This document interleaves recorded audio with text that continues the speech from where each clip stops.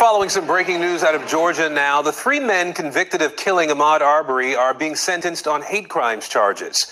Travis McMichael and his father Gregory were both sentenced to life in prison today. In the next hour, William Bryant's sentence is expected to be handed down as well. All three men were found guilty on federal hate crime charges back in February.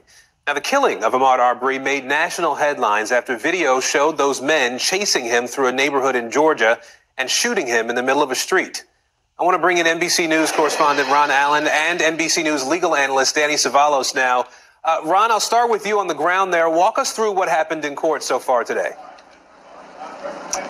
Well, for the first time, there was an apology from Greg McMichael, the elder McMichael, the father of Travis McMichael, the man who actually pulled the trigger, but who was also involved in the hunt for and the chase of Ahmaud Arbery.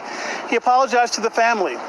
He said that he wanted to assure them that there was never malice in his heart or his son's heart that day, and that he never wanted this to happen.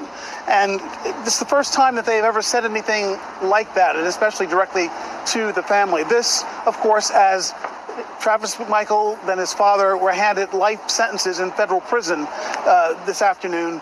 There's one more hearing to come for William Bryan, the third defendant in this case, who was also convicted of several felonies that could land him in federal prison for the rest of his life as well. They already are serving time in state prison, and much of the hearing today, for the McMichaels at least, was focused on their attorneys trying to get the judge to sentence them to serve their time in federal prison instead of state prison, saying that there were death threats, that it was a backdoor death penalty for Travis McMichael to go into a Georgia state prison. They also pointed out that the Federal Department of Justice is investigating violence in the Georgia Department of Corrections and has been for a number of years. So that was what a lot of the hearing was. The judge rejected all that, ordered the men sent back to state prison to begin serving this life sentence and adding on yet another one in federal prison. Danny, all three of these men had submitted guilty pleas in this case. The judge threw those pleas out.